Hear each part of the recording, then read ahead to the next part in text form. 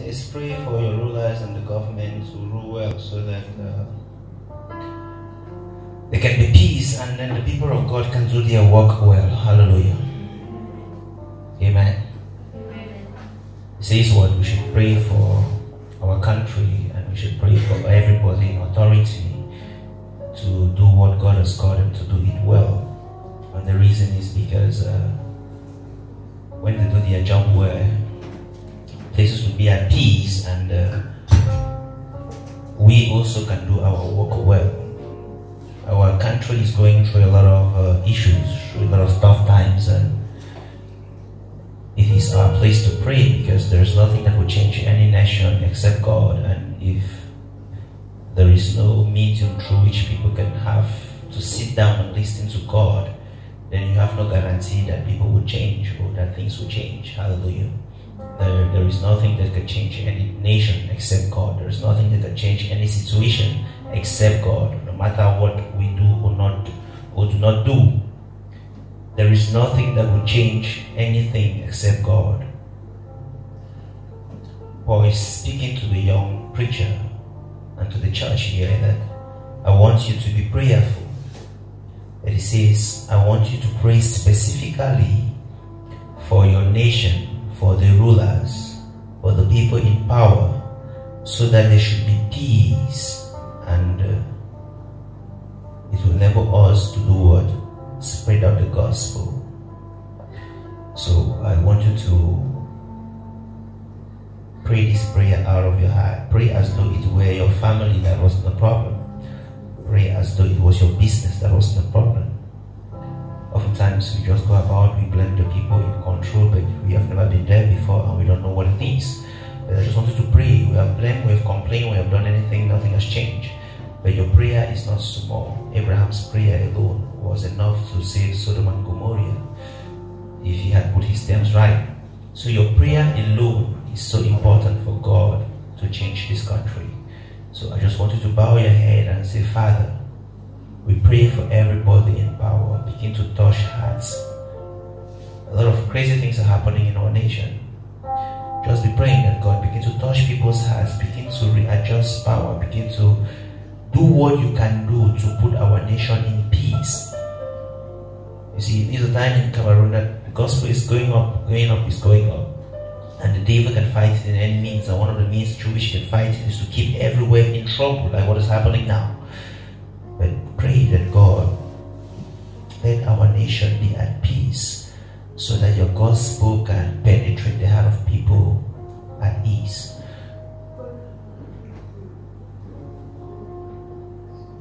Mighty God, we ask you that you have the heart of every man, even the kings. We pray for this country, O God, that you shall inspire wisdom in the heart of all our rulers, in the heart of everybody in any office that has to control this nation in one way or the other, in the heart of any organization that is taking part in putting this nation in order and in peace.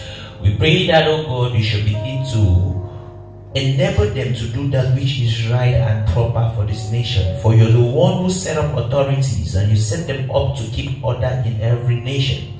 We pray that you shall begin to remind them of why they are seated in every office in which they are seated. That you shall remind them at all levels that they didn't go there for their pockets, they didn't go there for their family, they didn't go there for their villages. They went there to serve the nation, and that they shall honestly begin to serve you, O God, through doing the services that you have called them to do.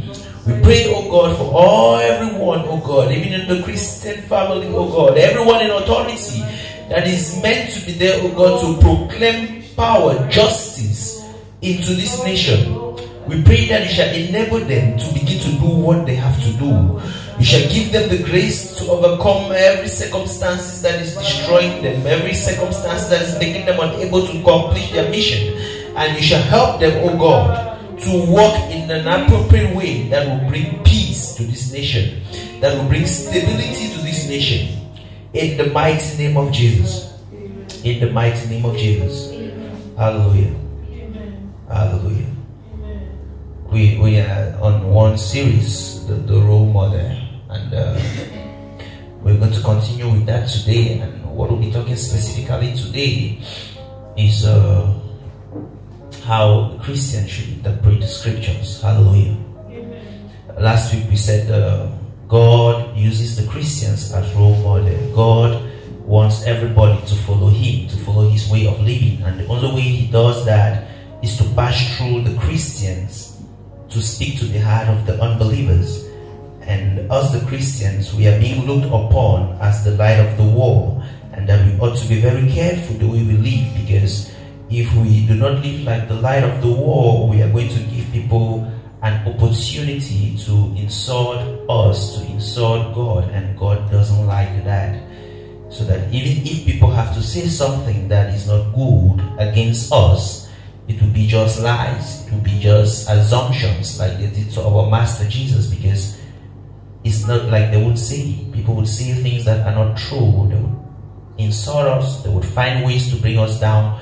But scripture says it should be that when they do those things and come close to you, they should have nothing to hold you on, so that we can remain the role models of the world. And we gave a clear example that God controlled the children of Israelites from the beginning through his prophets Samuel and the other ones. But when Samuel's family failed, when Samuel failed to train his children very well, the people began to reject him. That you can't be our role model and you're giving us children who don't love God, children who are corrupt tax collectors, they take bribe, they corrupt justice. They said, no, Samuel, these children cannot control us. So for that sake, we refuse, or for that reason, we refuse you having authority over us. And that's how they rejected God and demanded for a king. And when the king came, also life was still difficult. It's not like life wasn't difficult. I've never seen a country that the president was changed and people were happy. They always ask change. But when they change, they start saying, oh, let's go back. That's human nature. But us, the Christians, we are the model of the world. God has kept us as the model, which means in every career that God has called you, he wants people to look at you and envy the life you live. He wants people to look at you and you be like a role model to them. They look at you and they say, children, can't you be like this? They will ask questions. Just like if you're playing football, it's obvious that your parents in Cameroon ask you, do you think you'll ever be like Eto'o? Because in that career, he's a what? He's a role model. So Christians, we have to be a role model in everything we do. But it starts from the foundation of scriptures. Every child of God needs to know how to understand the scripture. Because out there, people would attack you not from space. People would attack you with the scripture. People will read the scripture to you and attack you. Do you understand? People will not attack you from space. The devil didn't attack Jesus from space. He read the scriptures to Jesus when he was attacking Jesus. So if you've been out there and you've been calling yourself a Christian, oftentimes when they come to you, what do? They use the scriptures. So one will even use stories in the scripture and ask you. You say we should not marry many wives. How many wives did Solomon have? Was he not a Christian? They would ask you like that. They would say, did David not kill somebody's husband? And you are calling yourself a, you get the point. They ask you questions like that. They say, you cannot be sick, Was Paul not sick?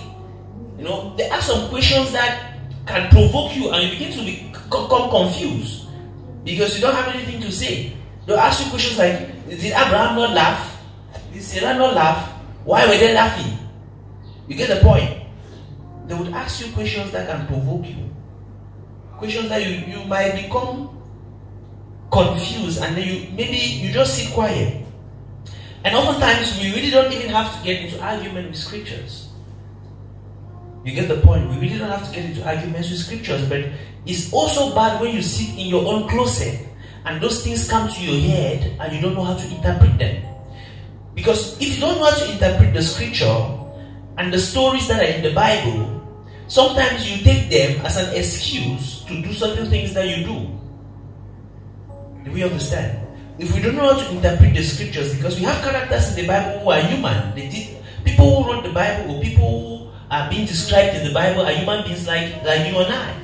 That's what the Bible says. Elijah is a man like what? Like who? You and I. So they had characters that were good and characters that were bad. And the Bible happened to have written both their good and their bad characters in scriptures. So we can look at it and say like, why?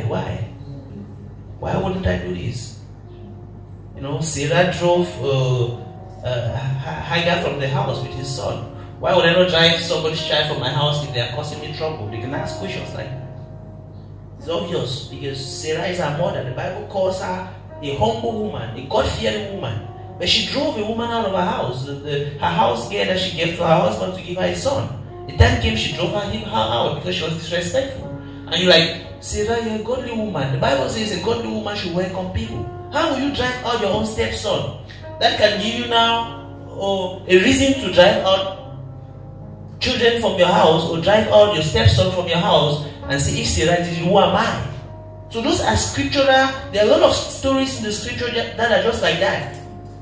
Then when you read them, they can encourage you to do certain things that are wrong. Or that when people come with it to you, they can misquote it to you to confuse you. Like the devil will tell Jesus, turn stone into bread. It's scriptural. You tell Jesus, jump off the cliff. It's scriptural. All those things are scriptural. But as a Christian, God has given us an overall technique to interpret every scriptural passage. Hallelujah. He has given us what? An overall technique to interpret every scriptural passage. And if you're a role model of Christianity, you need to know it. Because this is where you have everything you use to survive. The way the Bible has been written, it covers past problems, future problems, and present problems and future problems. There is never a time somebody says something that when your app tells you that you have a latest version of your Bible to update, the person is asking that you should sit there. He said the person is asking that has the Bible added some new chapters? Because we see that no, it has not added. Maybe somebody has done more interpretation to some things and he has uploaded. But it's not because the Bible can be updated. It will never ever be updated. Do you understand? Everything that happened before is being used before, now, and forever. So the Bible is a compressed book that engulfs all nations until Jesus comes. It involves all technological advancement. There's never a day there will be something in the Bible that somebody should tell you that was in the past. Do you understand? I had a Muslim who was talking to me about scripture, and he listened to what he told me. He said, was it not in the Bible that God said we shouldn't eat pigs? It was in the Bible. So that's what he's using to tell me that he can't eat pigs. I said, but the same God said after that, everything is clean in the New Testament. He said no. He doesn't believe the people wrote the New Testament. He believes only the prophets of the Old Testament. You get the point? As if you believe the prophet of the Old Testament, the prophet of the Old Testament prophesied about the prophets that will come in the New Testament. So you cannot believe Moses and refuse to believe the things he said that will come in the future. So in short, you don't believe Moses. Because that's what Jesus told the people, that you're claiming that you know Moses, you know Elijah.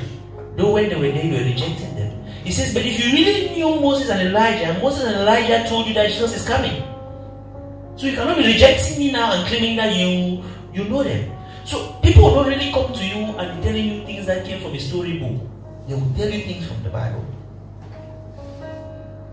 They will tell you things that fellow Christians are doing, or a pastor that you know has done. They will tell you that you are saying, pastor, my eye, pastor, my leg. Why did this pastor do that one? So they will come to you with things that are real. And then but you have to interpret scriptures. And that technique, I want you to underline it in your Bible today. It is what you will use at every moment to get out of this, to get sense out of any scriptural passage you read. It's what you use at every moment to make sense out of every character in the Bible who has a story that was good or that was bad. I want to turn the Bibles to 2 Timothy.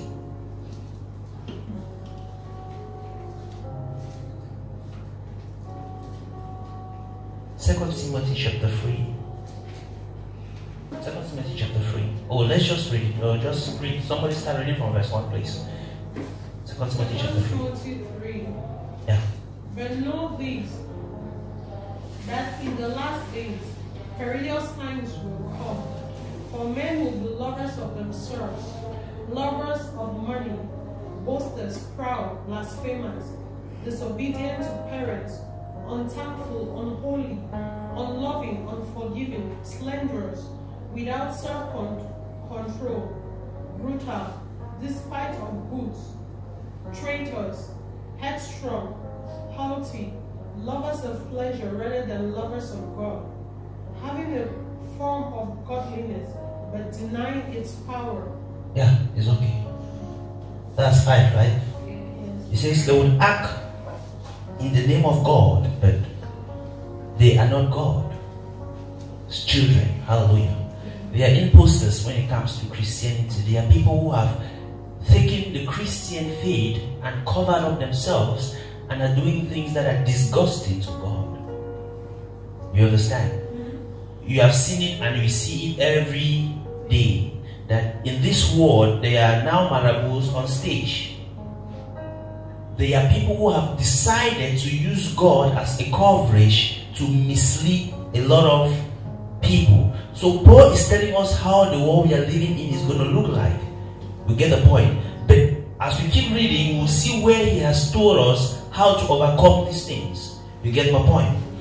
He says, they are the kind who walk their way into homes and with the confidence of vulnerable women who are burdened with the guilt of sin and controlled by many desires. Such women are forever following new teachings, but they never understand the truth. There are some people that they always do what? When they hear this new doctrine, is what they want to follow. They don't even have any grounds in scripture. When they hear this new prophecy, they hear this word. Paul says such people will always be suffering from deception. He says that such women are good. And he says, because that's where we're going now. He says, but you should know what I teach, Timothy, and how I live, and what my purpose is in life. You know my faith and how long I have suffered. You know my love and my patient endurance. You know how much persecution and sufferings I have endured. You know all about what I was persecuted in Antioch, Iconium, and Lystra, but the Lord delivered me from them all. Yes, and everyone who wants to live a godly life in Christ will suffer persecution, but evil people and impostors will flourish. They will go and deceiving others, and they themselves will be deceived. Hallelujah. They will go and do what? And deceive others, and they themselves will be deceived. I told you last week that now in Christianity, you're no longer telling people about God. People know there is God.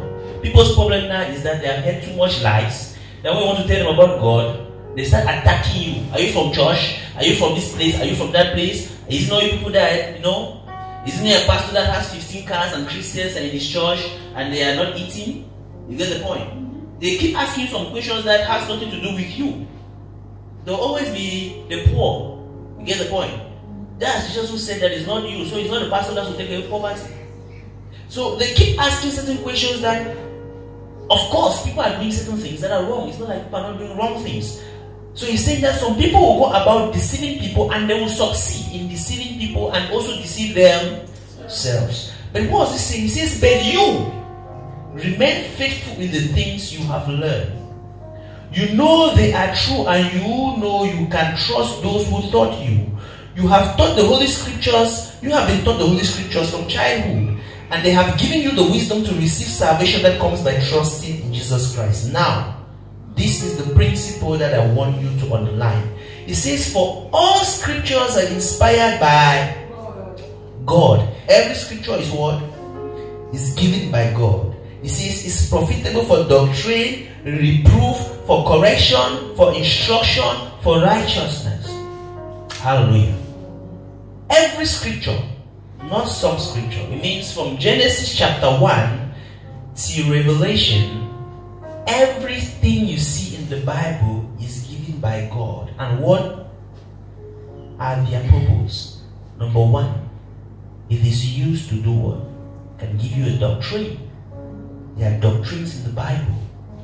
It can give you, we have the doctrine of baptism, doctrine of salvation, and it can give you what? It can give you correction. Hallelujah. Everything you see in the Bible is there for correction, or for doctrine, or for instruction into righteousness. And one says for discipline into righteousness. That's what every scripture is meant to do. Another passage says, for encouragement.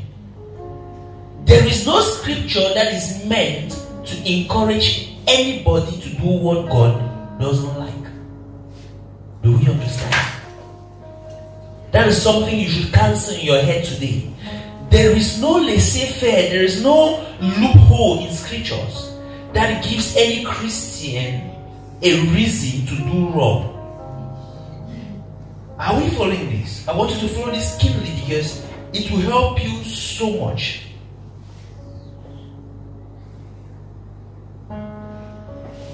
And scripture says that we have to conquer lies with truth.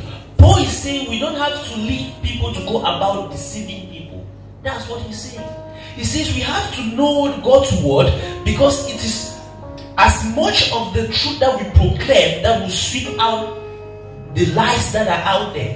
Do you understand? It is this truth that you know that you have to use to wipe away the lies, because the people who are lying, they are going about doing what? Deceiving others about God, and people are going astray. There are a lot of people today who are suffering because of wrong teachings, wrong doctrine, misinterpretation of the scriptures. Paul says they are there, but he's saying we will not stay and be looking at places like that. He says no. He says our work as Christians is to combat evil with good. Do we understand? Your job as a Christian in this world is to fight evil with good. To fight wrong knowledge with good knowledge. That is the job of us Christians. Because we will not leave people to be deceived and we stay and watch and say, hey, God is not seeing. God is seeing, and that's why He has sent you and I.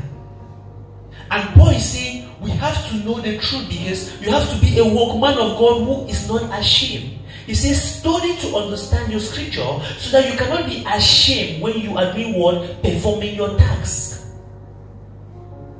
You have to know it. You don't have to say Nebuchadnezzar was swallowed by the shark. It's a good thing, but you are saying what is not. Even if you say good things after that, people would.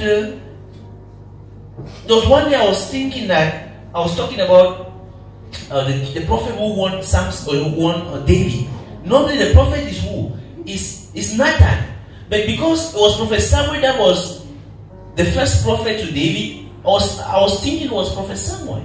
So I said, and Prophet Samuel went and won David, because I don't even go back to read the scripture. I just read it like a story. So always go to read your scripture. If not, you can say something that is wrong. So somebody already hearing you saying Prophet Samuel, it means you said something that was wrong. How the person believe the other thing you say after that? Even if it's true, a prophet won David, but it's not Samuel, it's Nathan. So they just tell you, you're not reading your scriptures. Do we understand? I don't know why the Bible is the most interpreted book, is the most translated book, is the most printed book, but the less read book in the whole world. I have friends who have read novels until they tell the novels I've read, I'm shocked alive. But they have not been able to read 2 or 3 verses in the Bible. Just know Bible stories first. Just know them. You get the point? Just read it and just know it for knowing's sake. Then after, God will be able to interpret it to you because you're ready. How would I interpret something to you have not read?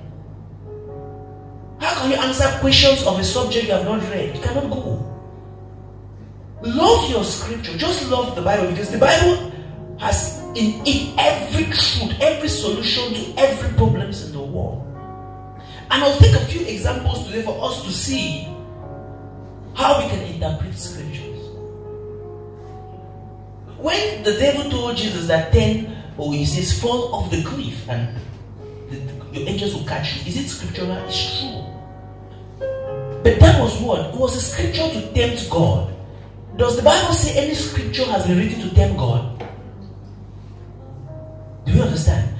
There is no scripture that is inspired to be a temptation to God. That's why Jesus could reject that thing from the devil, because it is scriptural, but the purpose is wrong. Don't go and fall willfully that angel will catch you. No angel will catch you, you die. go to heaven, but you die. So that is okay. Ask yourself: is Sarah, she did what? She drove the woman out of her house. It's in scripture. Is it encouraging? It's not. Does the scripture encourage us to be wicked to people? It's not. Abraham laughed. Is scripture that? Does it make you think that you should just be laughing at God? No, it's telling you that what? That no matter, okay, let's use that for encouragement. Let me use it to encourage ourselves. No, it's telling us that what, no matter how God has put Abraham up, that he was the father of faith, he remained a human like you and I. And there were times in his life that he was tempted not to believe God. His wife laughed. They always talk about his wife, but he also laughed. When they told him you have a child, he laughed. You get the point? So it's to tell you that Elijah ran away from Jezebel after he commanded fire from heaven. So what will you say after he killed 800 prophets, not even 400, about 850 prophets? What will you say? They can run away from the devil. Elijah ran away from that woman. Who am I? Of course, we should stay away from people who do not fear God because they can do anything. But that is to tell you that Elijah was a man like you and I. There were times that he had fears. So when you have a fear in your life, don't be this courage because you are still a human being. Do we get it? When I have a fear in my life, or not say even Elijah was afraid, who am I? Okay, Abraham tried to have a child with Sarah through their house again. Are we going to encourage that in marriages today? No, because at the end, God still gave them a child.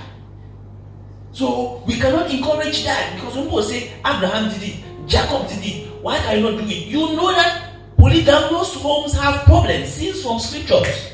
Joseph was hated because he was born in a polygamous home. It was his brothers who wanted to kill him. David had a polygamous home. He was always fighting and fighting. So even though there were polygamous homes in scriptures, it's not good. Because we shouldn't only look at the pleasure or the present things. When you look at some things in the Bible, try to look at the consequences. If you look at the action of a biblical character, look at its consequences. And try to weigh the action and the consequences. You will not take that action. Okay, David, you killed somebody's husband and took the wife. And your punishment was that what? Your child will sleep with all your wives. So the day David was about to kill that man, if God came and told him, as you are killing that man, your child will sleep with all your wives. As you are killing that man, your first child with that woman will die. Weigh the consequences, David. Will you touch the woman? No, I will not touch. He will tell God, I will not touch, because he fasted. How many days? Whether it's 7 or I don't know, because I've forgotten the story. He fasted for many days for God not to kill the child. God still killed the child. So he's thinking of that one night he had with that woman, and he's thinking of the consequences that are following. Is far above the one night pleasure he had. So when you look at some bigger characters and they tell you some things that they did, look at it. This man did this thing. What happened to this man at the end? No, why should I do it? If you are taking what he did, if you are taking the pleasure, be ready to take the consequences. Because they come together. The actions come with the consequences. So people will call Bible stories to you, trying to make you have reason to do what is wrong. No, go back and check the story. If what they are telling you is not to encourage you in faith, it's not to discipline your life. Because just looking at what happened to David, you can put discipline to your life. You can choose to use it to encourage you to commit evil, or use it to discipline you. But it's the scripture, and the scripture is meant for discipline. It's meant for encouragement. So no matter, you look at Jonah, he was stubborn to God. Does that mean we should be stubborn to God? No, because go up, come down, he will arrive Nineveh. Whether he goes by water or he's carried by the shark, he will go to where? Nineveh. So why will you disobey God when his plan will still stand? Are we there? So you will not encourage us. You see, before Paul became a Christian, at least he was an unbeliever. He was a staunch unbeliever. Even Paul said the credentials he brought to Christianity was staunch sin. That he had the greatest sin. That when God called him, the only credentials he had was sinful credentials. But when you say, since Paul was sinful or enjoy my life until if I come and give my life to Christ, God can blind you. And you still give your life to what? To Christ. Through blindness. Listen, because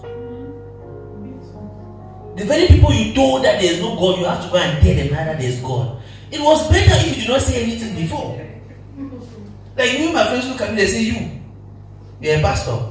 So if I have to tell them that I've changed, if I come and preach the gospel to them, it's double work. It's double work. It would have been better I just went to my seminary from childhood and they saw me in the seminary and then I'm a pastor. It's easier. Now you have to tell them that you have changed. That's a long process because they do not know you're a bad person in one day. So you cannot tell them that in one day. You have to take a long time to convince them. And they're not even sure they'll be convinced. And they are facing you every day. Some came and wrote on my Facebook, smooth criminal. And you still have to preach. You can't give up. When God calls you, you must do it. That's the problem. You can't run away from the thing. You must do it because either you do it sin or not sin. He said Samson, you killed a Philistine. His eyes were open. He was enjoying his life. When God allowed them to pluck off his eyes, he still went and healed them, but he was not sin. When God calls you, it's either you do it nicely, discipline yourself, or God will discipline you and you do it. Is that God's discipline is painful? Because God cannot fail for you to succeed. So if God says you do something and you don't do it, it means He did not even know that you could. It means He was not thinking well. He has to go and adjust again. That man has failed. Let me choose somebody else. So God better pluck off your eyes and you go and do that thing. To Him be the glory. In heaven you have both eyes.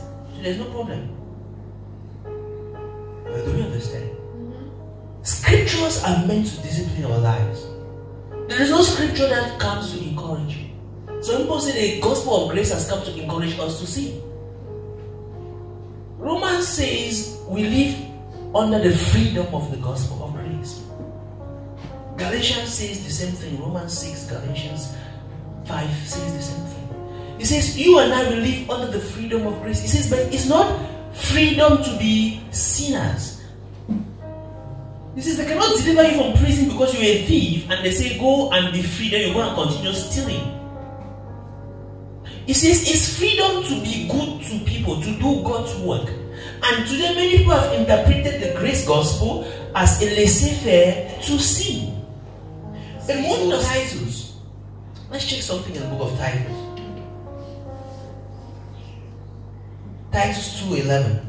It says, for the grace of God has appeared to every man, bringing salvation to all people, instructing people to turn away from sinful lives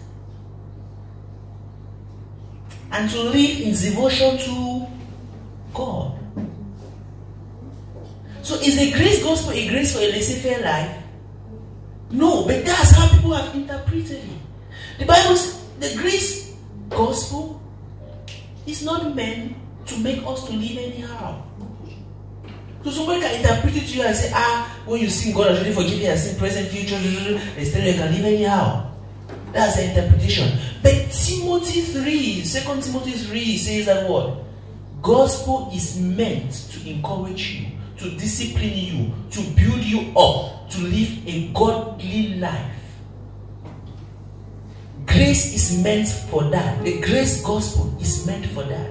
He's saying that what you were struggling to do by yourself, to buy God's favor by yourself, Jesus Christ has bought it for you. So rather than struggling to buy God's favor, enjoy God's favor. Not to abuse God's favor.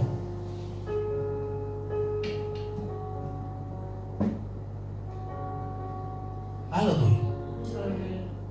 You can think you're reading the Bible. Which Bible story do you know that people have used to tell you that this is the Bible? Why don't you want me to do it? Changing water into wine.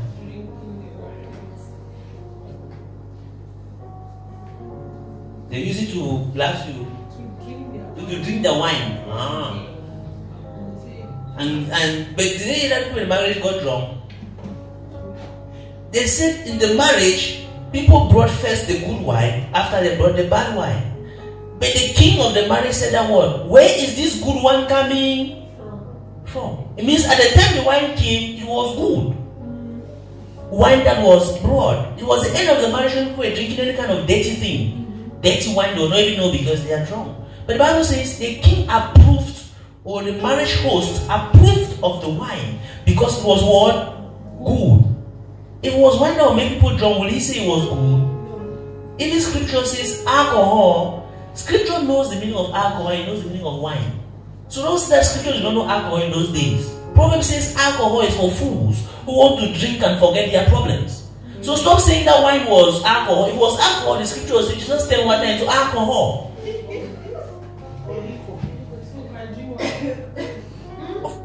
There are beautiful wines out there that will not make you to drunk and start saying that yam, you're done. They'll make you to be focused. So you should drink the good wines. It's good for digestion. Don't drink it until you get up and be looking the gutter hole and count cars are passing and counting your house. You know, you get a point. Then my house is passing. I'm looking for my house to come and pass. You sleep in the gutter hole till morning, and you say because scripture says you should drink wine.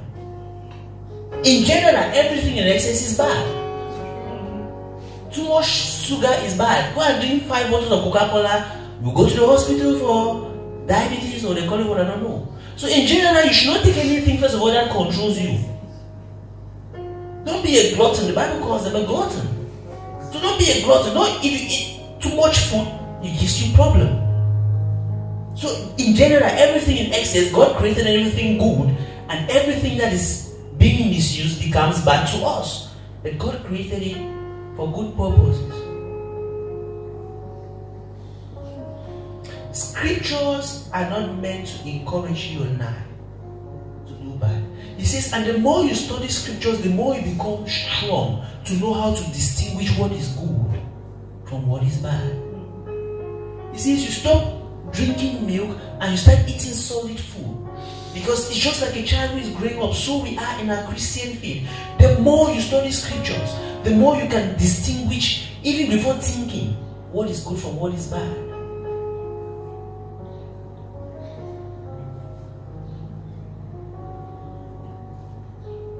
The scripture has doctrines like, the scripture encourages that what? The church should have their own disciplinary council. Even Jesus said that in Matthew 18. He said, if a brother commits wrong in church, go and talk to him.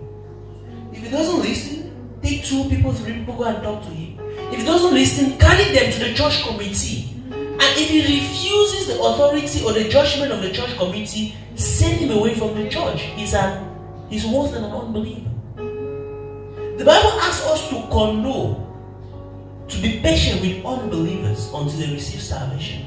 But the Bible has not asked you and I to be patient with people who call themselves believers and keep doing wrong continuously. He says send them away, because one bad will go spoil the whole pod. Like we said last week, the church, the Christian faith, we have to have our own court. Paul is asking them in 1 Corinthians 6 that, why will you go to local courts and judge matters between church members? He says, just that is a failure. He says, are you telling me that in church, you don't have people who are wise enough to sit down and judge matters between people? Judge divorce matters. Judge any matter between Christians? Are we not having lawyers in church? Don't we have them? We have them. But yet we go every day to expose our dirt. Because we are human. We have weaknesses. But we don't have to go and expose this to the unbelievers, because the unbelievers see us as their role models. You get the point?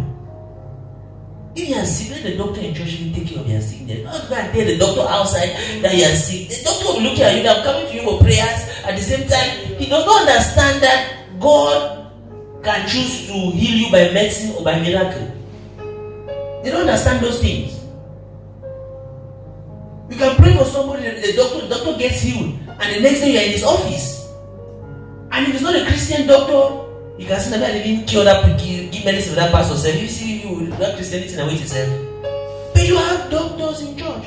And oftentimes, it's just because of competition and maybe selfishness or whatever, we refuse to use those God has blessed us in church, and we choose to go and use people from the outside who tend to insult the church. He says, don't you know that you will judge angels? Don't you know that you will judge the world? How then do you go and sit before the people you are supposed to be judging to judge you?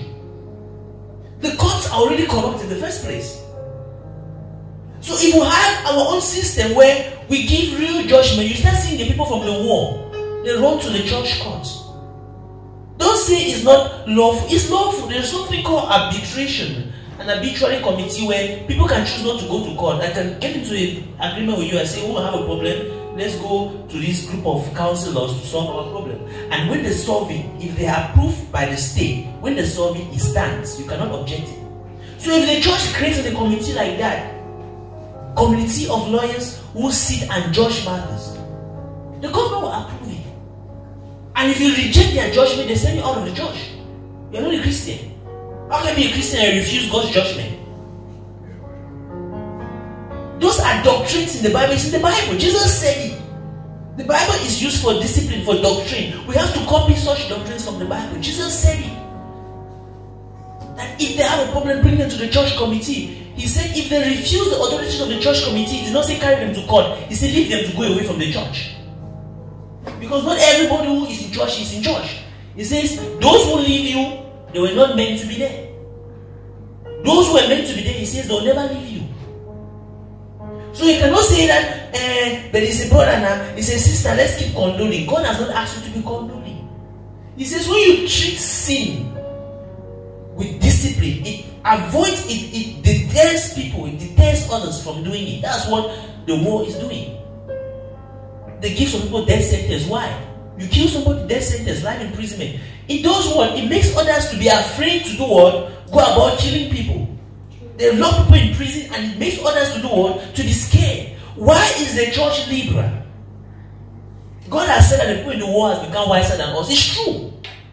Because when we come to Christ, we just take everything laissez-faire, laissez-faire, laissez-faire. Meanwhile, we are the role models. We are the ones to set every law that is used out there was taken from the Bible. Don't kill, don't steal, don't take somebody's wife. 10 commandments of Moses. So they did not create anything. They have taken our Bible, they have used it, and they are using it well. And why are we suffering? Everything in scriptures has the solution to every problem in life. And this Bible has been meant to discipline us, to give us doctrines, to encourage us, to make us good people. Anything that is interpreted from scripture that doesn't do that to you is a lie. Stay away from it. Disciplining you is different from giving you low self-morals. If they interpret the Bible scripture that makes you look at yourself like a nobody, it's not well interpreted.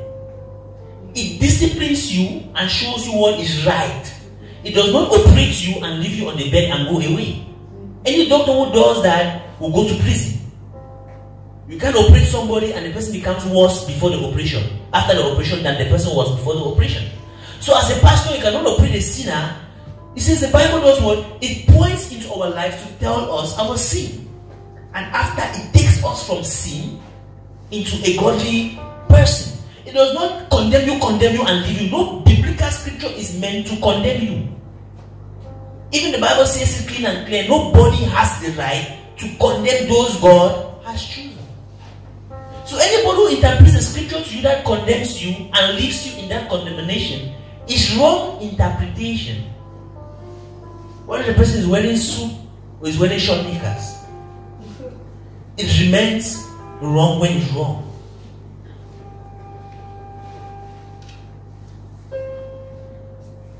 It doesn't encourage foolish argument. It's not here. Here, do you see encouraging foolish arguments when arguing scriptures? No. It even warns us in 1 Timothy 4:7. What does it say? It says, stay away from arguments. Stay away from philosophers who come to be bringing some kind of mystery, be arguing that the Greek word meant that, this word meant that. It's not your business. The Bible is in English. Why do you want to speak Greek? They brought it to English because we are living in an arena where they speak English. The people brought it to English. They tried their best to bring it to the simplest possible English language that is understandable to you. You have not finished learning the two languages in your country. Who's going to learn Greek? So there is no time. He says, stay away from those arguments. He says, because they only end up in strife. And that's what arguments do. Don't be arguing the Bible and the Bible more than you. This one is this one, that one is this one. It's not necessary. Paul says, stay away from foolish arguments. Discuss the Bible with people who want to learn. They are sharing their ideas, you are sharing yours, and they want to learn. Not discussing the Bible with people who want to tell you that you are wrong, they are right, you are wrong. There is no time for that. There is obviously no time for that. There are some people that no matter what you tell them, what they have in their head is what they have in their head. They are listening to you but to cause more problem. So why would you even be listening to them? Paul said there is no time. That his job is to what? Is to preach the gospel. He says, Timothy, you are young. See what I have done. My job is, I've been given my life to use every medium that I have to pass the gospel to people. And that is what I'll do. I'll not stand and arguing with people. Arguing with people. Somebody asks if you're running a race and somebody tells you, somebody is standing out there and talking to you, standing there arguing the person, argue, and after you win the argument. Have you won the race? You're running and passing, somebody says your trouser is black. You come and, is it not blue black? The person says it's black. Are you mad? This is blue black. At the end, color person came and proved that the trouser was black. So you were right, and the person who said was blue black was wrong. But you have lose or lost the race. So that's how people will be distracting you. And then focusing your life, people are calling you to be distracting your argumentation, bringing on some things that are not necessary. You go and steal it to prove your point. You prove, finish. Time has passed. The race has closed. So he says, stay away from foolish argument. There is no part of scripture that has been meant for argument. Someone will say that Abraham lied twice. Yes, he lied twice. That's he lies his wife. No, so should we lie? Let's try that one. Abraham did what? He lied twice. The first time he was afraid, he lied that Sarah was his wife. Sarah went in, God warned the king didn't stay with her, they blessed Abraham with food and money. He became a rich man after he lied. He lied again the second time. But my question is, Abraham, you are the father of faith. The first time you lied, God saved you. Why did you have to lie the second time? And God still saved you. So you can ask a question. Why don't I just go about lying so God should bless me? Abraham lied is the weakness of human beings. We all get weak sometimes. But even in his weakness, God's strength was there to help. But when people are saying that Abraham lied, you like it. So why do you want people to look at you and say that you lied? So you can use it to encourage yourself, or you can use it to commit sin. But the scripture says everything that you have seen. So look at the scenario. Abraham that everybody respected had to lie. Is it a good thing? Because God says, I'll condemn you in my anger, but in my mercy, I'll do what? I'll take you back. So you can do some things that you can have huge consequences. But God will always take you back. But would you like to pass through those consequences? Abraham, you put your wife's line at the point of death. Was it a good thing? How far are you sure that you can go and make your own and God will save you? Because God has really told you that Abraham was afraid and I saved him. So don't be afraid, because we'll always come for you. So we don't have to repeat those things again. You get the point? God has really told you that, see, Abraham was afraid and he lied and disgraced me. He lied twice. It was a disgrace to me. But I still saved him and his wife. He says, but you don't even have to lie because I'll save you. No need to lie. Just trust me. Put your trust in me. I've always done it before. I will do it again. So why would you have to do something wrong because somebody did it? It was a wrong thing. I know that go up, come down, we would make some mistakes in our life, but it should not be intentional mistakes. You get the point? It should not be something that you can take. When you do intentional mistake, you are testing God, He will not come for you. He doesn't want you to test Him. He wants you to follow Him in what? Faith, not fear. Then I'm preaching, I'm not tired, you're playing the piano, you got tired. Is that encouraging? Is there any Bible scripture that says that you should be tired or you're not finished your job? Hallelujah. That passage, or this passage, is what I want you all to keep in your head. Whenever it comes to anything, if I give you we share passages in church, then go and read. Come and interpret for us. It's easy. Read the passage. Find out things inside it that can encourage us. Find things inside that can discipline us. Find principles inside it. Doctrines. Right here, the Bible says that he that believes in God and is baptized. So you see, there's a doctrine of baptism. It's a good thing. We bring out things that are profitable to humanity. That's how you should interpret scriptures. When people in the world come and hit scriptures at you, trying to break you down, just go to those scriptures and find some things there that are meant to encourage, that are meant to discipline. You look at the life of people who disobey God, you see that they suffer huge consequences for their disobedient activities. So that's a disciplinary lesson that no, anytime we disobey God, we fall in the hands of the devil. He says, live your life in such a way that the devil will not take advantage of your mistakes over you. The devil can only have advantage over you and I when he passes through our mistakes. So I'm trying to guard my life, trying to stay away from every such of mistake. I discipline my life of myself. The church is supposed to have a disciplinary system. They are all things that happen in the Bible. They say Paul came and met one man in church who was sleeping with his father's wife. And he asked, what are you keeping this man in church to do? So that kind of sin should not be kept in the church. Sleeping with your father's wife. What are you doing in church? He says, send him away. Let the devil torment his flesh. He does not learn by listening to God's word. He will learn by the consequences of his misbehavior. He says, send him away from the church. But we know today how people of all manner of evil doings are being celebrated in church, probably because they have money or something. And what are you saying to the other people? You're encouraging them to do the same.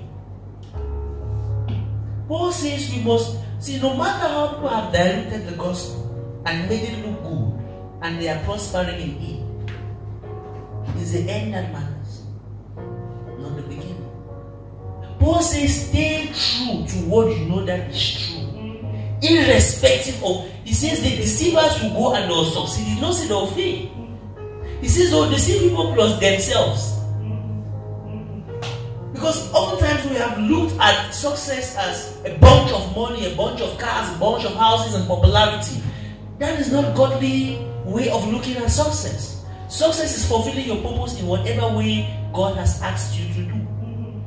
So don't get distracted by what people are doing and come and dilute God's word and try to be like them. He says, do not envy the wicked. Do not envy the sinners. He says, live in your own path that God has called you. For when God will be asking you questions, He will ask you. Because there's a tendency that when you live in a world that has been corrupt all around you, you say, oh man, they do and why not do it? Everybody bowed down to the God of Nebuchadnezzar. 3 boys didn't bow. So to me, it's an encouragement. What was it telling me? If you live in a world that is all corrupt around you, when you stay, your life will shine brighter. You understand? If you put on this bulb when it's dark and when it's day, the brightness is different. Am I right? So if you live in a society where everybody around you is corrupt, don't join them. Think of the 3 Hebrew boys. There were just 3 of them. In a population of hundreds of people or so, I don't know. But because they trusted God, when God passed through them, His light was able to cover all the darkness because they were surrounded by what? Darkness. So I will not say I will do because others are doing. No. Even if you are the last man standing, be the last man standing. And when God will pass through the last man standing, everybody will see you. Have you ever seen two people kick the ball into the pole at once? The goal is always one person. No matter how many legs it passed through, you always remember the person who put it in the pole. So that's life.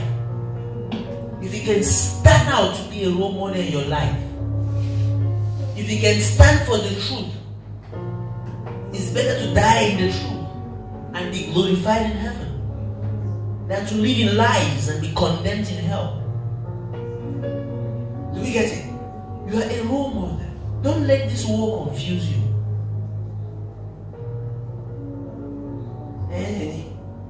Don't ask that what was the reason for dating. Date because you want to marry. Simple. Even if everybody is dating. You understand what I'm saying? It will help you. You understand what I'm saying? It will help you. Don't follow the system. Romans 12 says that word. Don't follow the style of the world. He says, don't follow it. Transform your thinking. He says, don't follow the pattern of the world. Don't. You are a role model. Don't follow the pattern of the world. You are a role model. Come out and be on your own. God has designed you so unique and so specific. In such a way that if you are who you have to be, people would love you. People would learn from you. Don't want to be like everybody out there. Don't want to be like them. No matter how you try, you can't. About the 15th behind them, 50, even 500, because everyone is trying to copy people. Since they started copying Facebook, has anyone did Facebook yet? No one will be he.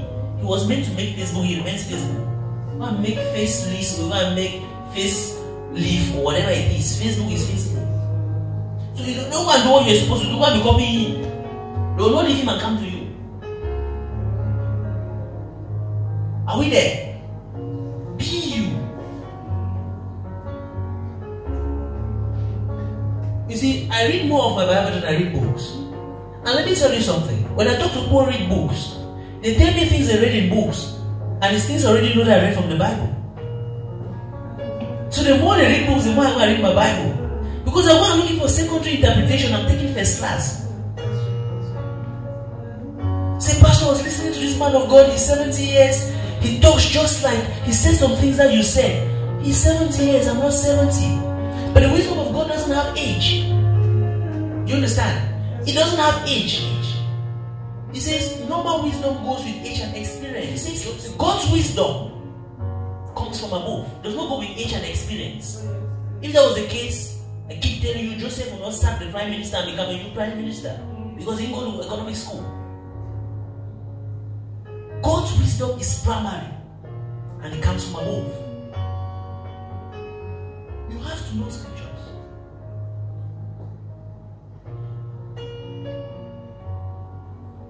You can read a big book, Think Rich and Become Rich. The Bible has really told us semantic, and so you see. Well, the book is really bigger than how many books of the Bible. You have left, you have not read it. You can take a book as a Think Rich and Become. You read it until you go and finish. It's reading the Bible as you think. So you become.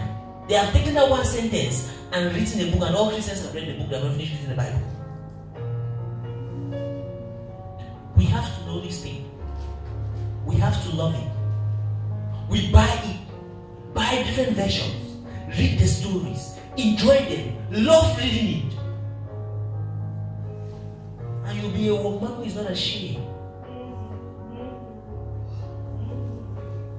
People will not confuse you. Come and read things that are not in the Bible. You just carry it and you're following. After you go and tell you, God, there is a pastor. What has the pastor done? Are you blind?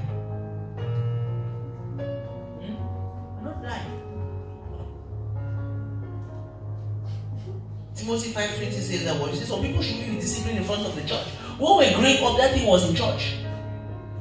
But because of the nice system that has come now and the social nature of the world have removed it, it says if you discipline some people in front of the church, it will serve as a lesson to others.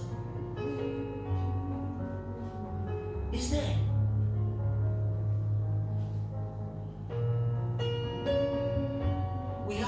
our best to represent the God that we serve. We might have made mistakes before, we might have done things before that people have used it to insult God, but we have to change direction. We have to do our best that when people see us, they see God. When people talk to you, they know that you are not like them.